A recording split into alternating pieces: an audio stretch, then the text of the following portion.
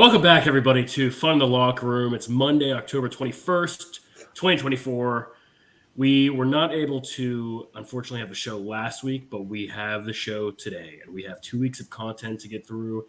And it is October, late October, so we have an abundance to talk about. We have our NFL as usual. We have we're going to save our NBA portion for next week, but opening day is tomorrow or Wednesday? Which day? I think it's tomorrow. Tomorrow. Obviously, the World Series it will be starting Friday, I believe, which we'll get into that and the outcomes of the series in a little bit. God, we just don't have enough time in the world because I wish we could get into college. There were some great college games going on this past weekend. We're going to do it our best that we can. It's a blessing and a curse. We have so much to cover, but so little time. Once again, Fun in the Locker Room, Sean Rankle, Liam Holloway, Truett Carstairs. We are sponsored by Monster Energy Drink this week. Speaking of Monster Energy Drink, this guy's a monster because he's 2-0 in the last 2 weeks in Monday Night Football picks. So we're going to start with that. I kind of like the way we've been doing that the last couple of weeks. Rank, why don't you lead us off and tell us what has happened the last 2 weeks the viewers missed? Yeah, Truett got a big 2 wins. I think both me and I was 0-2 the past 2 weeks, and Liam was 1-1. So Liam now currently has the lead. I think we were discussing this the other day off camera that this is the worst overall performance we've ever done. Liam is 6-4. I'm 5-5, and Truett's 3-7. And unfortunately, we said that we were going to try to avoid having the 3 in a row picks. But I have a sense that unless Truett just decides to fade us all, that it might be a little chalky week for with the crew here. 2 Monday Night Football games again. Seems like they've done a lot more two Monday Night Football games this year than they have in the past. Like sometimes it's like a week or two, but this seems like a lot. Can't go play too much more football. Ravens, 4.5-point favorites at the Bucks. Traveling to Tampa, you know how which Liam loves to talk about how good that NFC South is. Will he put his money where his mouth is? All right, you know what? I'll lead it off, Rick.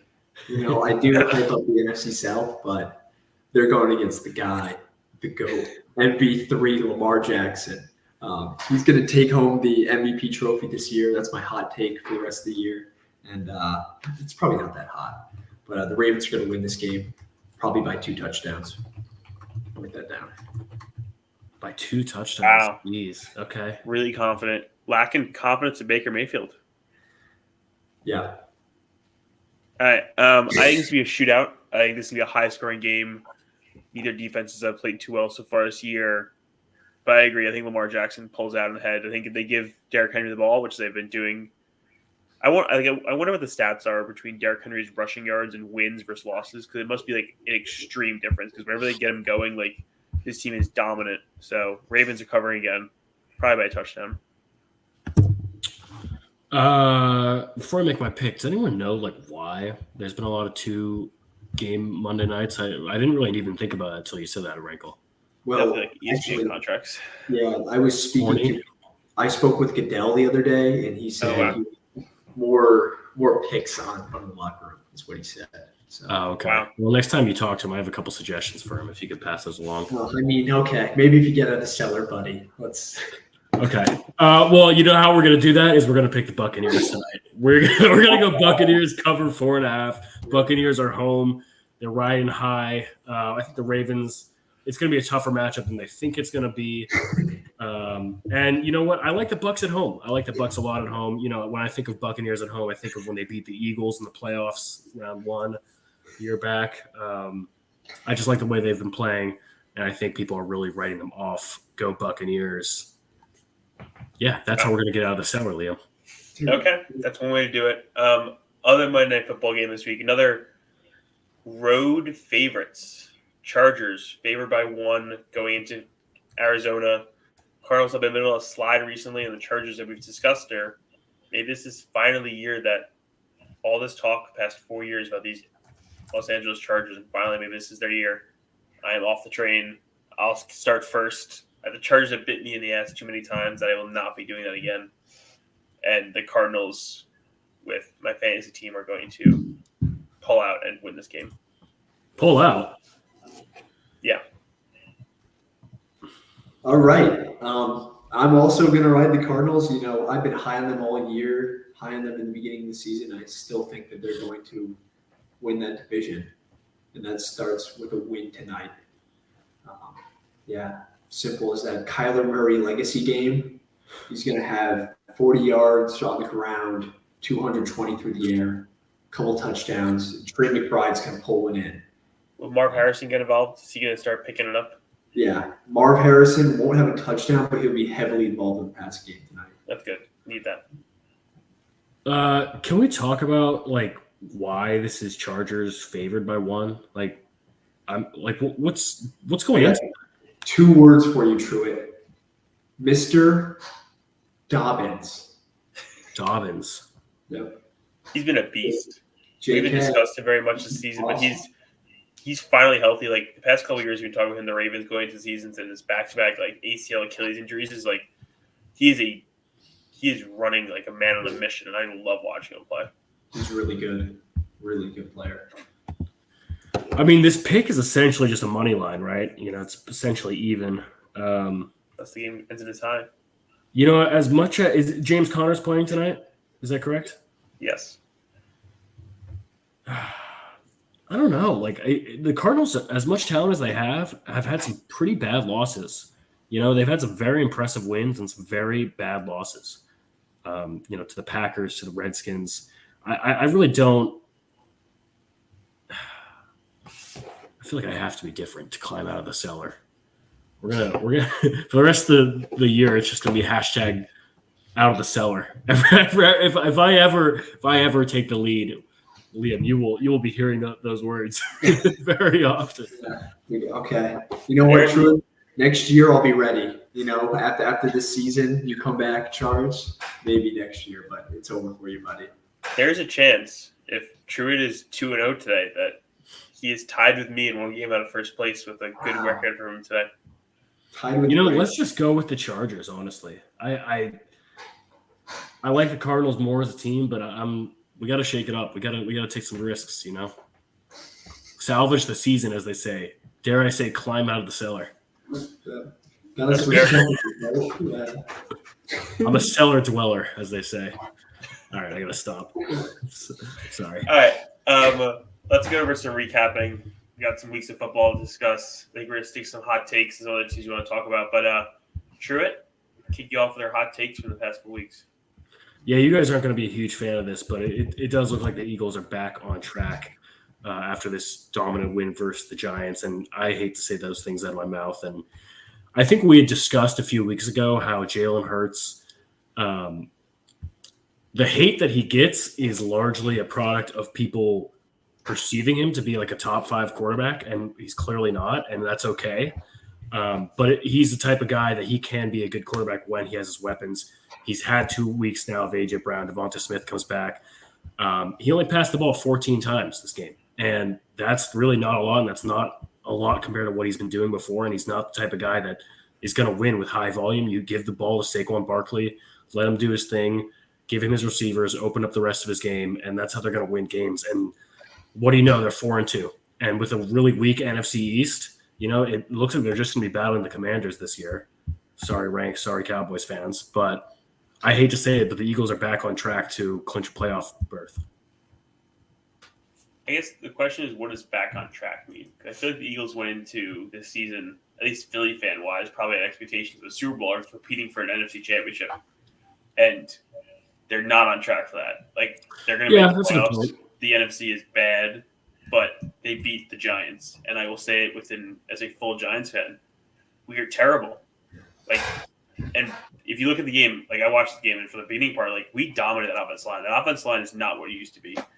And if they can't get ahead of games, I think they're going to have a hard time coming back. And I think when they play the better teams, you get down early, things like that. I want to see how they can take a punch and fight back. And I don't think this team has that in them. Will they make the playoffs? Yeah, but we'll see. That's a great point. I guess I should have clarified what back on track means. Winning the games you're supposed to win. You know, earlier in the year, the Falcons' loss was horrible. Horrible, should not have happened. The Bucs' loss was pretty embarrassing, right? And these are the games you play the Browns, you play the Giants. Those are the games you're supposed to win. That's kind of what I mean by back on track. You know, you get in the playoffs, you give yourself all you can ask for is to get in the playoffs and give yourself a chance to win 4 games. You know what I mean? That's really what I mean by back and track. I'm not asking for them to come out and dominate. Now they are going to play the Bengals, and they're going to play the Commanders and the Ravens and the Steelers, and it's going to get a little tougher. So we'll see how they fare for those games.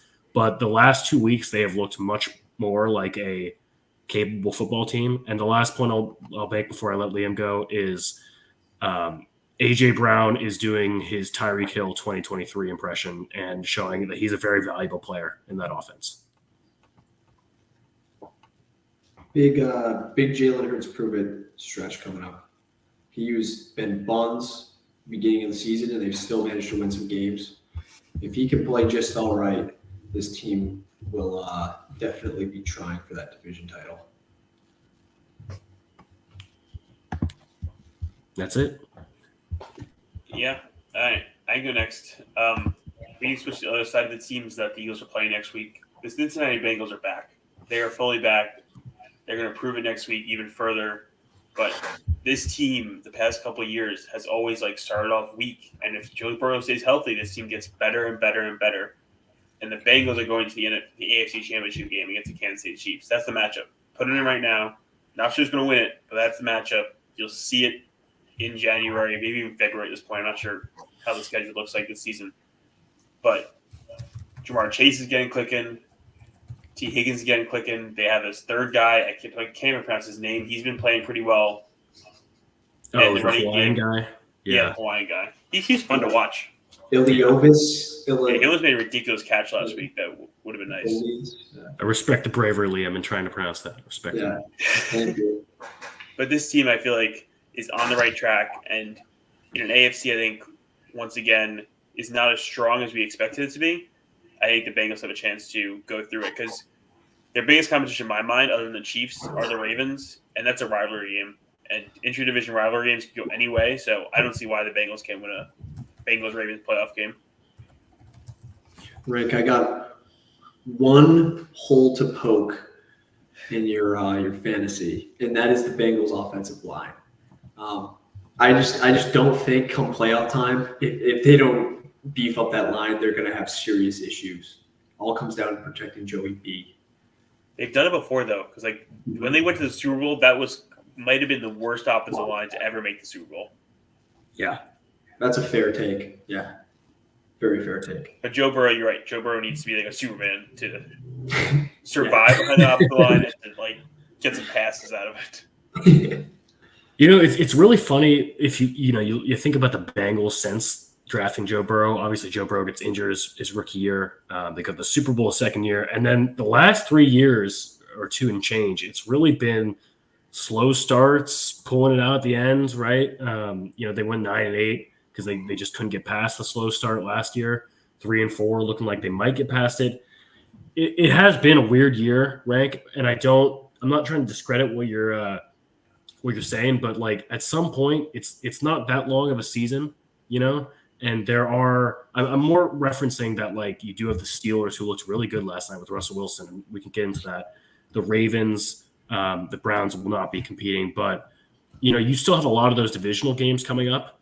I think the Bengals are talented enough. I just hope they didn't dig themselves too much of a hole with such a poor start.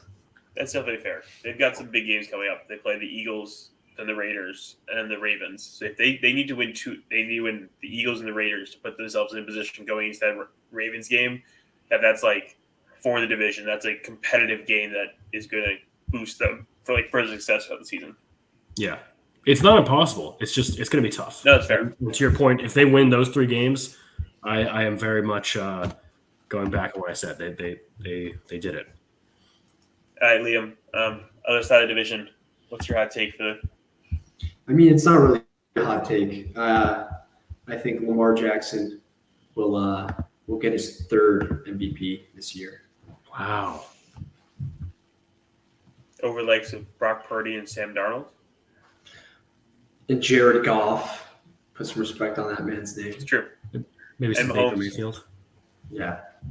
That's another thing. You know, Chiefs are undefeated, and they have not played better than a B-plus game, in my opinion.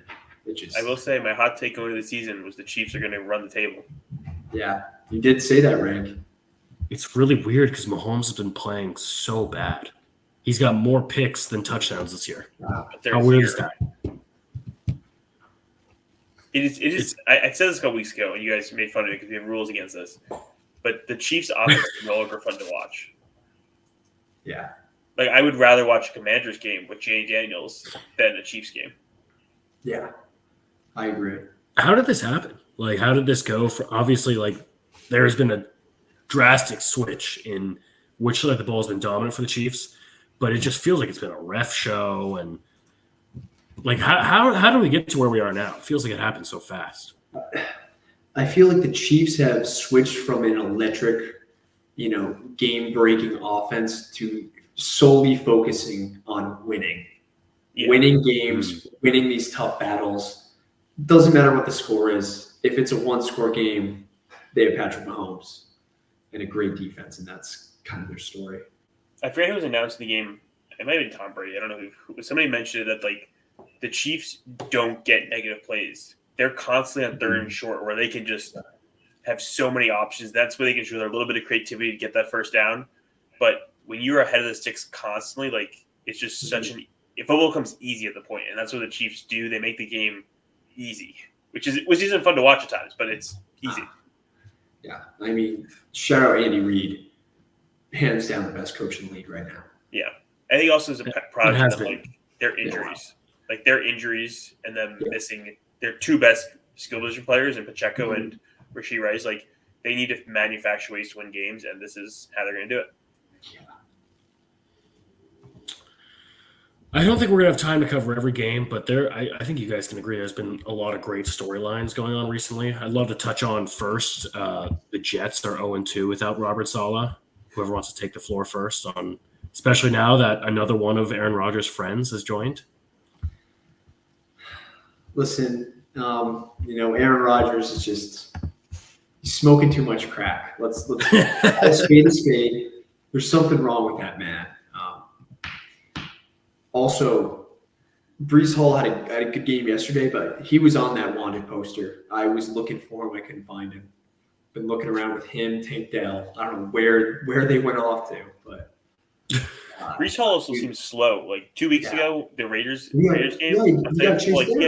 He didn't put his shoulder, didn't run through him, didn't juke him out. Like, he was down the sideline with one man to beat, and you got to beat that one man, or at least put an effort into it. He just stepped out of bounds, basically.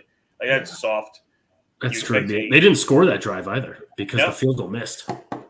This Jets team has a huge leadership problem.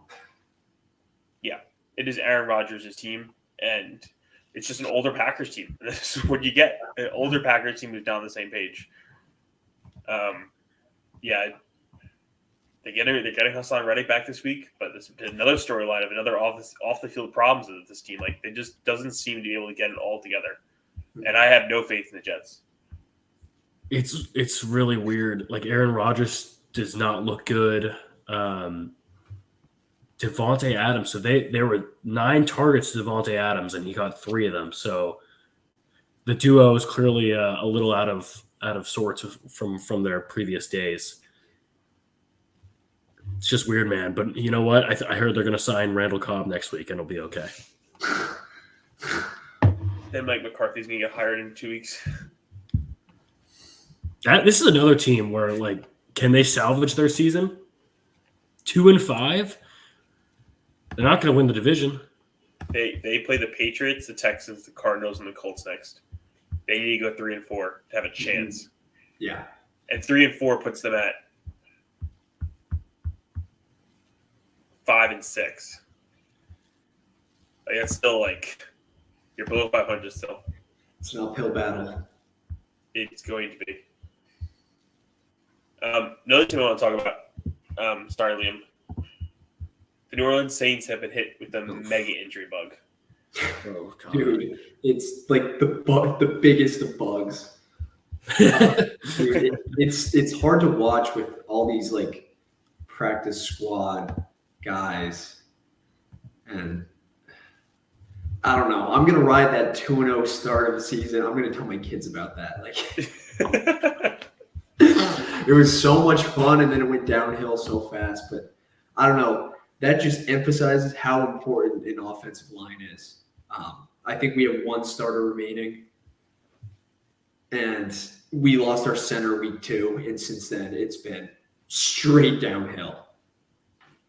So the report is Derek Carr might return week 9. So maybe 2 more weeks with Spencer Rattler. Also, I've heard on the trading block, if you're looking for a quarterback, Daniel Jones is available. Nice. Willing to give him up. And Marquez Valdes-Scantling just signed with the Saints. Big signing. We need a MVS. Yeah, we need a warm body to play wide receiver. That's So, above me. Super Bowl champ right there. Above means hype train has ended. MVS is taking over. Yeah, Cedric Wilson. We're just pulling guys off the street to play wide receiver now. It's sad too because I thought Rashid Shaheed was going to have a great year, and He That was. was very saddening. Olave took that hit. He's done. I mean, poor Alvin's playing through broken ribs right now, trying to play. I mean, Is Taysom still been out, right? Is he back Taysom's yet? still hurt. We sold our soul for that fucking Cowboys obliteration. But you know what? Jeez. It's worth it. Liam, what's up with this Jake Hayner guy? He looked pretty good that one drive he came in. I think we pulled him off. I think he was stocking shelves at Walmart, and he was like, oh, he's got an arm, Yeah. I mean, he came in and literally in one drive played better than Spencer Rattler had played the entire game. Yeah. To be fair, we were playing against third stringers at that point. I mean, Still, it we wouldn't got- be a bad idea to use this season to maybe identify a future quarterback. Yeah. Derek Carr is Those not guys the are one. future It's quarterbacks. it's a predicament like a Drake May or a Bryce Young, where we don't have any blockers for him, and we sure as hell don't have any receivers for him. So it's a no-win situation. He's gonna get reps, but he's probably gonna get hurt. That's fair. Yeah, that's fair. Quick score update. Buccaneers are up 7-0. With the ball back too, baby. With the ball back. Other team I want to discuss real quick, the Pittsburgh Steelers Yeah. made the shocking move to leave the Justin Fields train and get back to Russell Wilson, Mr. Unlimited himself. Played pretty well. But I still feel like Justin Fields is the answer there, not Russell Wilson. But it's interesting. A team is 5-2. They're 5-2, 5-3, and they're have a quarterback controversy. Who's going to start this week? Have you ever seen a team that's 4-2 and their quarterback's playing well bench the quarterback? Has that ever happened? No. I think They're so lucky that he played well, because if he had played bad, that would have been such a stain on Mike Tomlin and They're, that entire they're so organization. lucky they played the Jets. Yeah. Yeah, that's fair. I think this move is going to come back to bite them in the ass, and I kind of hope it does. I just don't know why you'd switch him, because Russ Wilson's the older quarterback. He's not your future there. Justin Fields got the potential to actually do something with his team going forward if he can continue to stay healthy and continue to produce. Give him time. Give him a chance to do something. He's earned that right in my mind. That's what I'm saying. Okay, how many times is Najee Harris going to rush for 100 yards and a touchdown on 20 carries? Never. He's never going to do that again. This was a fluke game. This Yeah. is bullshit. Let Justin Fields run that offense. Rush should not get any credit for this game. Is this do you think the switch is permanent? Injuries Yeah. aside, and Yeah, damn. it doesn't make any sense. You at least wait for a game where Justin Fields is shitting the bed and you're clearly losing because he's shitting the bed to bring Russell Wilson in. Yes. Yeah. And then, like Texas, you bring Russell Wilson. I mean, you bring Justin Fields back in after one drive of Russell Wilson. Yeah, it's just weird.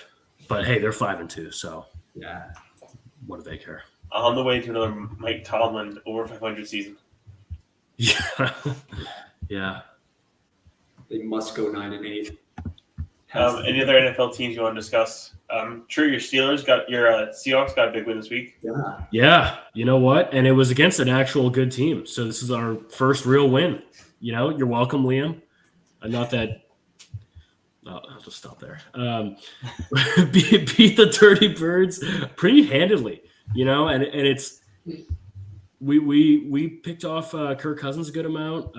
Fumble return for a touchdown. This was just a really complete game around. Kenneth Walker. We are obviously a better team when Kenneth Walker is getting going. Less on Geno Smith. I don't know if you guys saw the Smith and Jigba pass to DK Metcalf, Oh, but I'm watching the game and I'm like, who? I love that our offensive coordinator just came off of coaching for Washington, so he's a college coach at heart, just pulling shit out of his ass that he probably shouldn't be doing. But yeah, it was just a good game, and the Niners lost. We'll see how the Cardinals do. The Rams, their season's over. Sorry, Rick. This is good. This might be one of those. There was. I want to say it was like 2016 where the Seahawks were like the first team to clinch the division because the NFC West was so bad. We weren't even that good. We just clinched it because they were so bad. This could be like one of those similar situations. But the funny thing is, like this division is talented. Like the Rams are talented, the Niners are talented. It's a weird year for the NFC West. So you need games like this. it's a great win for you guys. I want to pivot to the game of the week. Yeah. Lions Vikings. Oh Yes. my goodness. So Vikings go up, what was it? 10-0, 17-0, 10-0. And the Lions come back and score 4 unanswered straight and then almost blow it at the end. And then Jake Bates hits the winner. Oh my God, talk about a game. Rick, I've been very, very shaky on the Vikings all year, but they showed a lot of heart this game. I got a question for you guys. Are these the two best teams in the NFC? Might be the It's two hard. NFL. The third one's also in the division. The Packers are 5-2 and have looked absolutely amazing. Yeah. Where do you rank? I want a 1 to 3. Where you rank those teams and how far they're going to go in the playoffs.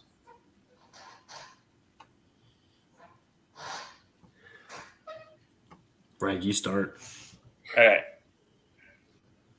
I'm going to try to take the fan out of it. Because if we're being honest, in my mind, it comes down to quarterback play. And Sam Darnold, I trust the least.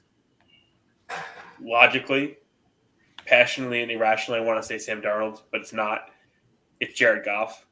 And it's probably Lions, Packers, Vikings in that order. The only reason I might switch to Packers and Lions is I've said this since last year.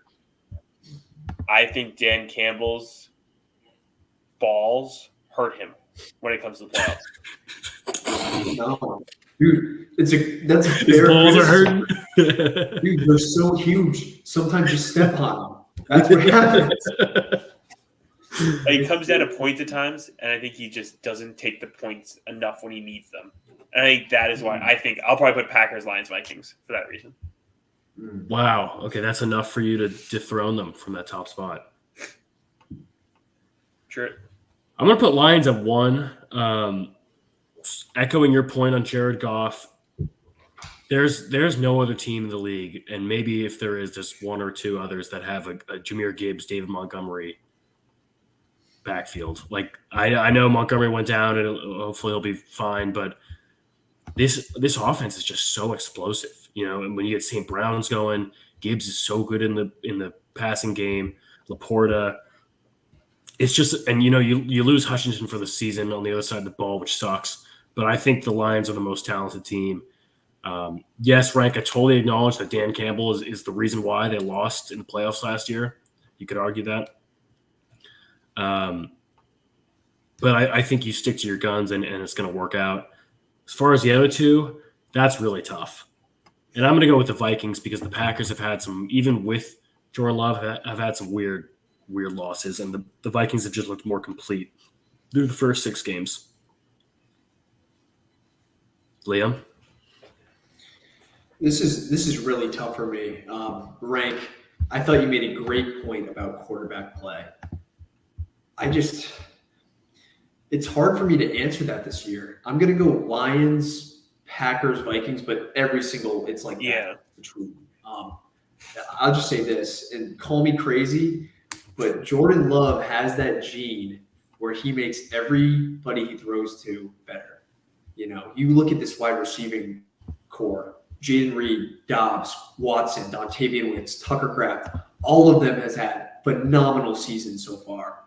And I mean, Jordan Love, is he like the next Tom Brady, the elevator, dare I say? Brings these guys up a little bit? Wow. Whoa. If you were to ask me right now, would I rather bet on the NFC champion coming from the NFC North or bet on the field? The NFC North has to be the favorite. Yes, 100%. Love that, Rank. Love that. Yeah, it's a great point. We don't endorse gambling, but if you find yourself in the special situation, We can endorse it now. I don't know where you find that bet, but throw some money on there. use code Rankle for free play. Code Rankle. Just call people $5. like an agent and they'll create the bet for you. Yeah. All right, any other football games you want to talk about before we go to baseball? I just have a question for you guys. Is the Dolphins season officially over? Is Tua going to play? Does anyone know if Tua's actually Tua's back next week. Okay. What a mistake. What a terrible mistake that poor man is making. They don't care about his life at all if they're letting him play. They just don't. It's awful. If you're a bettor out there, once again, we don't endorse it, but I would sprinkle some money on Tua MVP odds because if somehow this Dolphins team makes a run to the playoffs, it's hard not to give him the MVP odds going from 2-4 to a playoff team with him. Rankle, I don't think that Tua can spell MVP right now. So Oh my gosh. Rank, Sorry. it makes me angry that they're letting him play. It's not right at all. It's not right.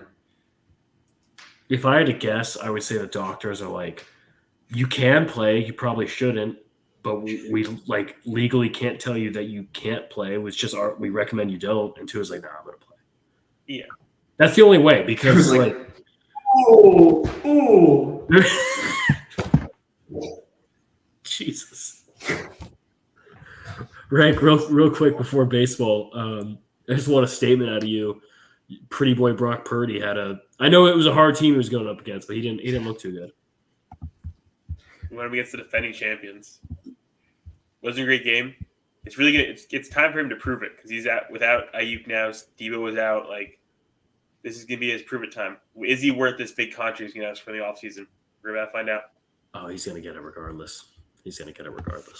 Yeah. CMC also rumored to be returning, not this week, and a bye week 9. Wow. Ooh, scary.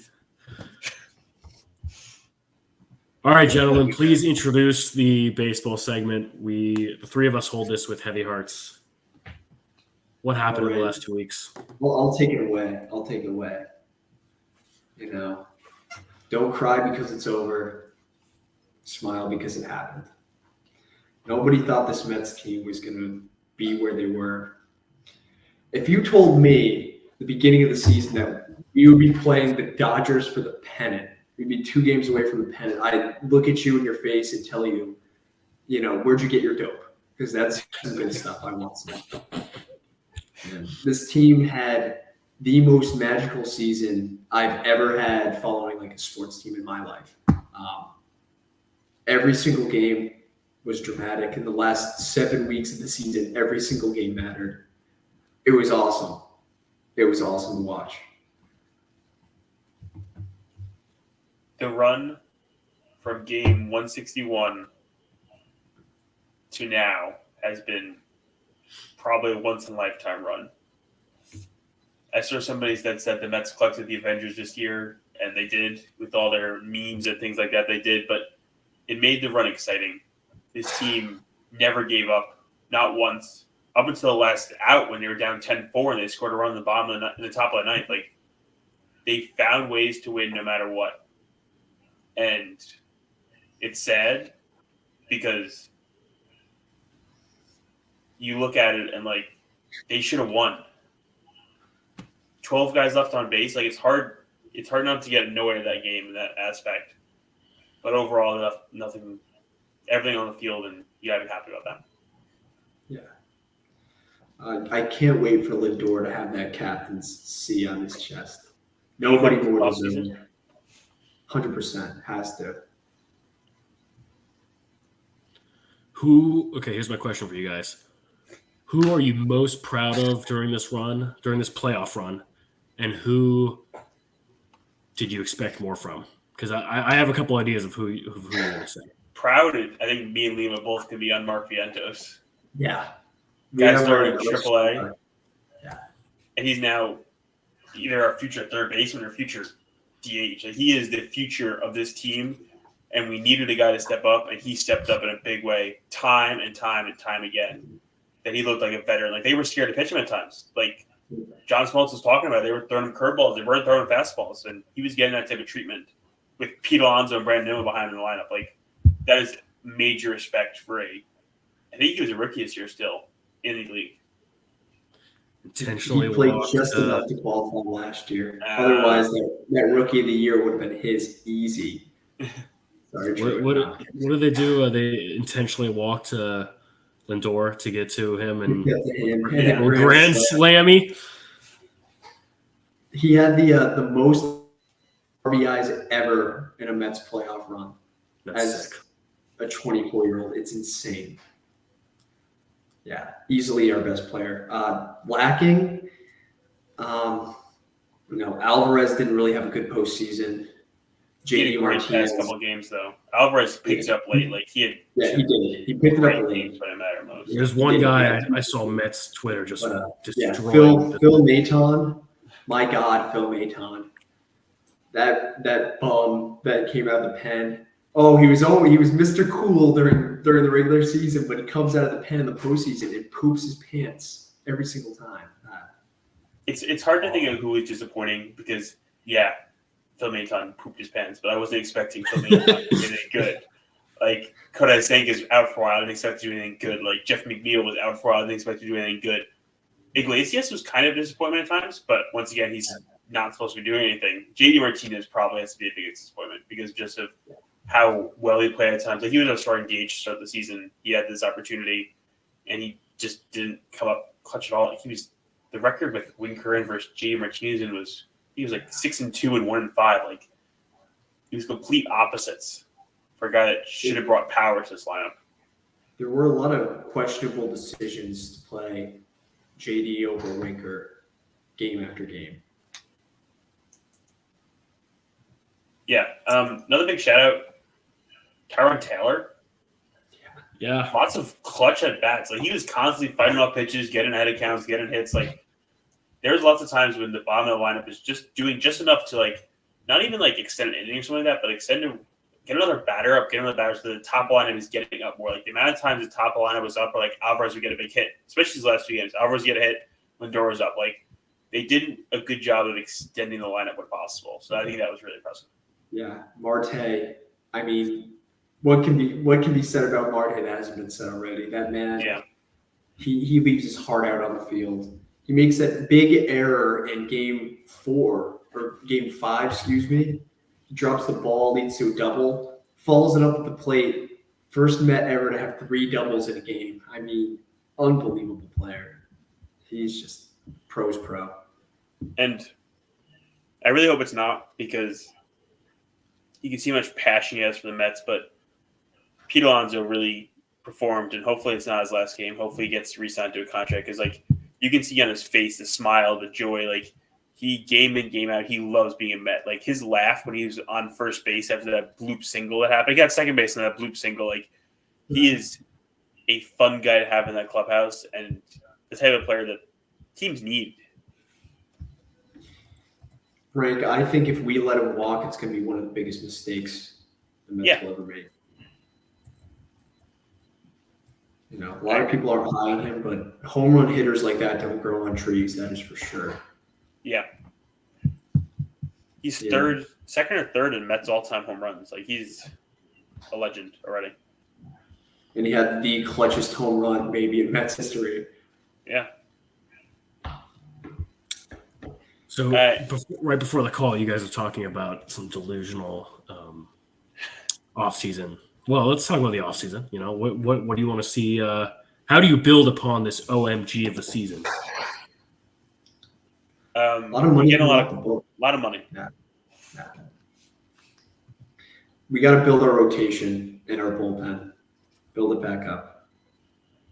But we're missing a big bat in the middle of the order, and that could be fixed pretty easily.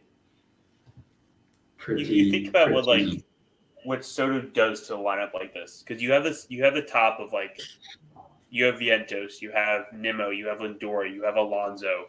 Like adding Soto in there, you throw Soto in right field, Marte's DHing, maybe Nimmo can back to play center field at times. Like you extend this lineup, and Alvarez can continue to improve on his vision and like his approach at the plate. Like this lineup can extend to a point where they're the Dodgers. So the Dodgers lineup is up and down, tough to get it out, and that's what we need to become. Because like Jeff McNeil playing second base, like that's a hit. He constantly gets hits. Brian Mauricio coming up. Like there's guys coming up that can become these players.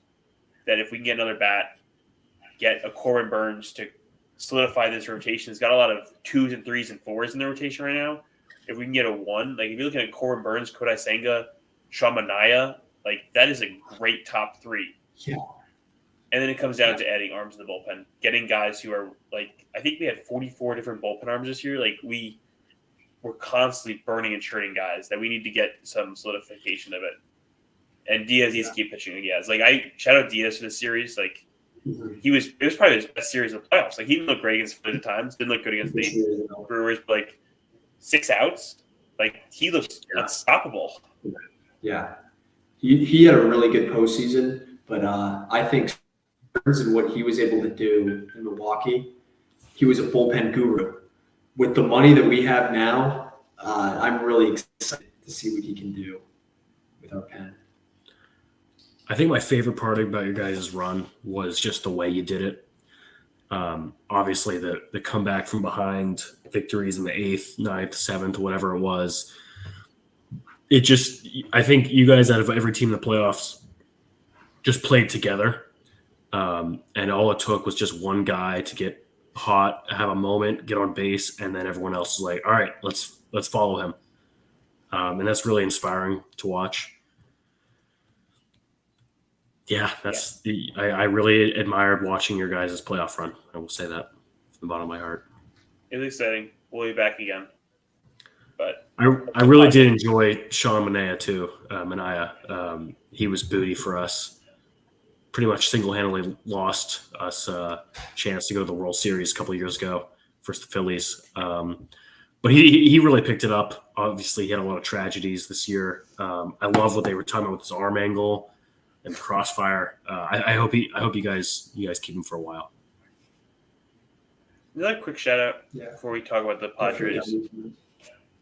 John Smoltz, as an analyst, I hate him as a baseball player, but as an analyst, like I enjoyed his commentary about like talking about the pitching, talking about like arm angles, talking about like it was probably one of the better, well-announced games so far this series. Yeah, that being said, Fox and ESPN absolutely abysmal announcing. I mean, the bias was unreal towards the Phillies and the Dodgers those years. I couldn't believe it. Shohei Ohtani is 19 batters away. Suck me. What the hell was that about? Come on. Horrible, man. All right. We'll rip the Band-Aid off. Tale of two halves, man. Tale of two halves of a series. You know, game 1, we get fucked in the ass pretty bad. Shohei, his second playoff at bat ever, just belts a 3-run homer. You know, not looking good. And then it all turns around because, you know, game 2 was a really great game. I think that I would go on record that's got to be one of the most watched games this postseason at least. You have we open it up to a huge second inning against Walker Buehler. You know, you have the people throwing the shit on the field at Profar, the Profar home run robbery. You know, and then there's that whole Manny Machado storyline that Dave Roberts, that fucker, made up. We all saw the footage. He just tossed it towards the dugout. Dave Roberts later admitted that he used that and basically lied about it to fire up his team, whatever. You have Ken Rosenthal writing one of the just most biased, borderline just kind of racist articles I've read in a while about the Padres. And I don't know if you guys noticed, but the Padres did not let him come back in there for the rest of the series. They did not let him interview anyone. Yeah. Rightfully so. You have Fernando, I'm looking at this article right after the Game 3 win where we go up 2-1. He's got the fourth highest OPS in the playoffs through 11 games. He hadn't struck out yet in the playoffs. He had 6 home runs through just 11 games in his postseason career. It looked phenomenal. And then things kind of fell apart after Game 3, where Michael King, barely survives. You have the bullpen. This is why we got Jason Adam. This is why we got Tanner Scott. This is why we have Robert Suarez. That is the way that Peter Seidler, rest his soul, would have wanted us to finish out a baseball game. 7, 8, 9, that bullpen hold a 6-5 lead. Now, then we started 24 scoreless innings starting in Game 3. And I didn't really realize, I haven't looked at the stats, I didn't really realize how bad we did. Fernando his batting average was 350. We all know what he did. Manny Machado, sub 200. Jake Cronenworth, sub 200. Luis Arraez, sub 200. Jackson Merrill, sub 200. Profar, sub 250. Bogarts, sub 250. The team that, we led the MLB in batting average this year, and we just couldn't buy a hit. And I think one of you guys told me this, that, we just fell in love with the home run, the long ball. And that's not how we won. That is not how we won in the regular season. But suddenly Fernando hits a bunch, Merrill hits some, Machado hits some, and now everyone wants to go yard. And that's not how we got to where we were. Shout out Dave Roberts, because some of those bullpen games were actually insane. I didn't realize the Dodgers bullpen is that nasty. And you guys probably saw glimpses of it too, but it's tough because if the Dodgers win this whole thing, to know that we were up 2-1 in a best of 5, it's going to really, I feel like this was our series to blow and we blew it. So to go scoreless in Game 4 and Game 5, Yu Darvish has a phenomenal pitching performance. A little tear in my eye when he touches the PS yellow heart for Peter Seidler before he pitches. It's tough, man. It's tough. And we have a lot of pieces that we're not sure if they're going to come back. Profar is going to go get his bag. Tanner Scott needs some money. A couple other guys need some money. It's going to be tough. But I think similar to you guys, we just had magical runs and we just ran out of steam, and it's tough. We ran out of steam to the billion-dollar payroll frauds. The convict that should be in jail threw his best friend under the bus. You've got the young pieces. Yeah. You've got the talent. Jackson Merrill's looking like a superstar. Yeah. We'll be back. Merrill and Fernando will be our future, and that's super exciting. Yeah. We're probably going to lose on Kim, too. I forgot to add that. He's probably going to be gone. Unfortunately. What's your idea? I think he was the. Sorry, Yeah, that's I didn't. What was the question? Dream off season. Bring back Tanner Scott. If we can keep the Adam Scott Suarez bullpen, we're set. I'd love to bring in another pitcher because we're going to be without Musgrove, Tommy John. I think we need to start thinking about Yu Darvish replacements. He's just getting really old. He's still got some magic in him, so we're going to keep him. Cease is still going to be there. Michael King is the future. Michael King is by far the most important piece we got back in that Soto trade. He is a young superstar. We all saw during that Braves game. He had some nasty stuff that he was throwing. So I'd love to add another pitcher to complement those three. Keep the bullpen would be great. I don't know, because we have a lot of guys under contract. I'd love to get Xander Bogaerts off our book. I don't think that's going to happen.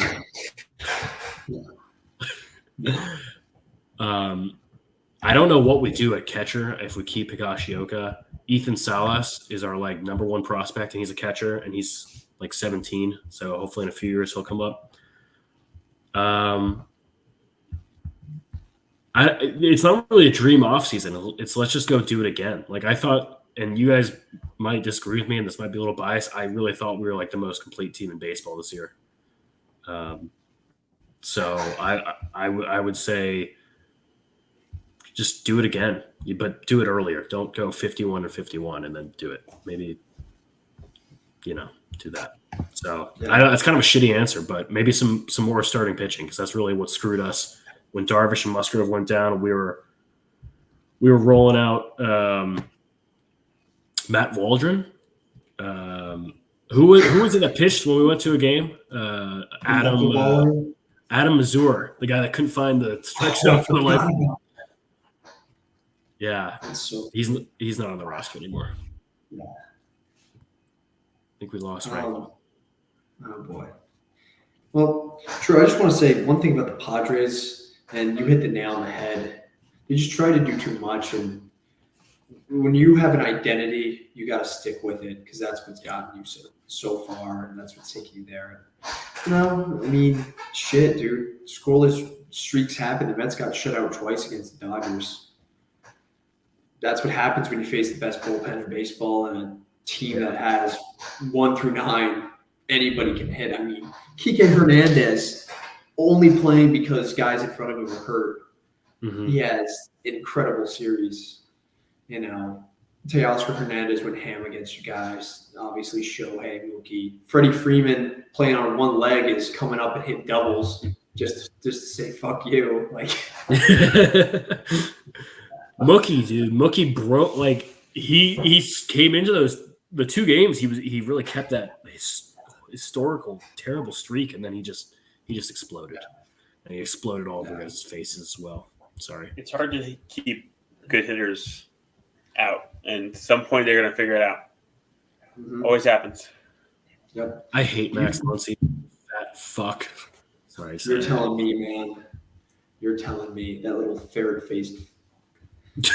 Him and Freddie Freeman can't stand him. All right, but let's rip the Band-Aid off real quick before we go. Who you guys got and how many games? Who's going to win MVP? Dodgers in 5. Shohei. Wow. I got. Ranks. Stop. Don't say. I got Dodgers in 5. Mookie Betts. Oh and my true. God. I'll be honest with you. My theory is 1.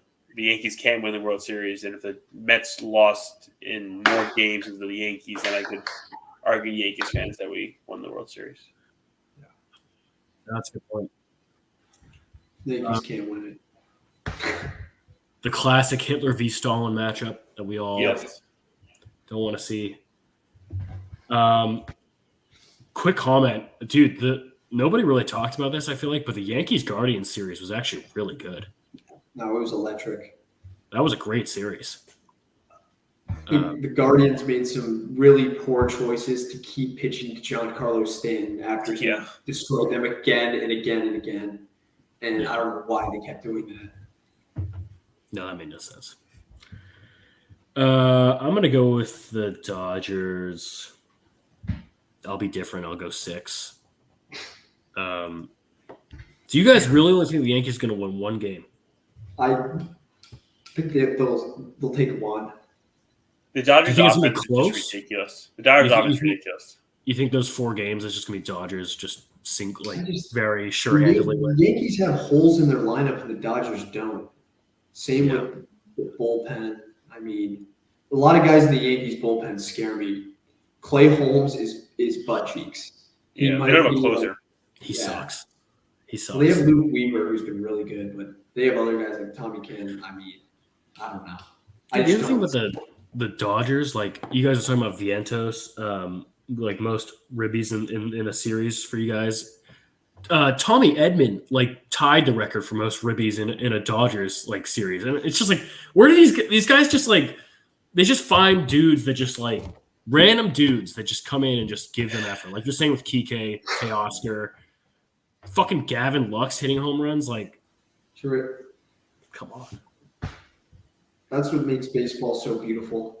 You know, It's so you can annoying. have these guys that come out of nowhere and have no business doing well, and boom, they win World Series MVP because they put together 5-6 incredible games. And that's baseball. No other sports like that. I will say the closer for the Dodgers, that guy Trinan, he's got some nasty shit, dude. That- he that fucking has curveball. nasty shit. He He's came really in as good. this game's over. spins and spins and spins. Where did he come from? Has he been in their system? I don't know where it came I have no idea. Because who's the closer they used to have? Evan Phillips doesn't close for them anymore. Yeah. He's bounced around. He's with the A's. He's been the Dodgers since 2020. He used to be the A's, the Nationals, and Toronto. Wow. Okay. Baseball. Should we rip a little hoops grid to lighten the mood? No. I gotta use the bathroom. You don't even want to do Personal here in birthdays? front of the locker room. Okay, yeah, we'll go quick birthdays. Also, quick shout out while Liam pulls this up. Buccaneers are up 10-7 just through a red zone pick, and No. the Ravens are driving. Let's fucking go. Yeah, Rank, but you were shitting your pants, I bet. Yeah, a little bit. You know, there was a little Yeah. whatever. Okay. We got some good birthdays today, boys. Zach Greinke turns 41 today. Nice. Hall of Famer, for sure. Let's see.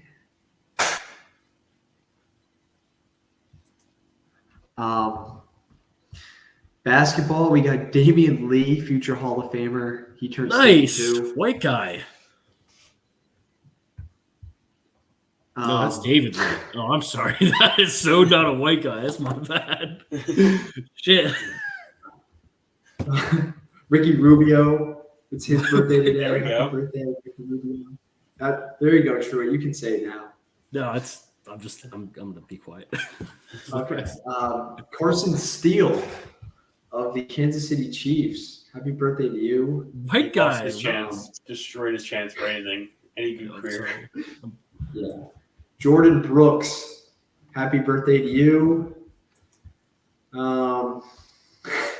This can't be a real name. Some guy named Cattell Ass. Ass? Happy do you birthday spell to you, Mr. Ass. The double S? ASSE. Ass. Cattell Ass. And no way. Okay, we got some great names. Brandon Chubb. Happy birthday to you, B Chubb. Be And then chubby.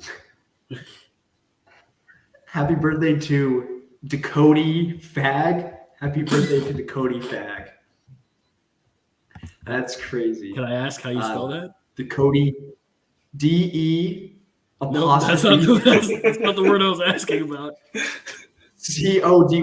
That's how you spell Dakota Fag. FAGG. And then last but not least, he turns 42 today. A man by the name of Willie McGahee. Legend. You guys Willie remember Willie McGahee. That's a great. Right, happy birthday to those guys. That's a great like go to a bar and say your name's Willie McGahee. Just, All right, let's wrap it up. This has been a great episode. Yeah, sure, take it away. Come on. they fun in the locker room. We always have fun in the locker room. We hope you do too. We'll see you next week. With we're gonna do. You're not gonna want to miss it though because the NBA season is starting. You know how much we love the NBA. We're gonna get into all our predictions, all that good stuff. We should have 3 teams that are really good this year. So you're gonna want to buckle up and stay tuned. As always, you'll find us here on YouTube. Brought to you by Monster. Brought to you by Trojan. Shout out Grimace. Shout out the OMG Mets. Season to remember.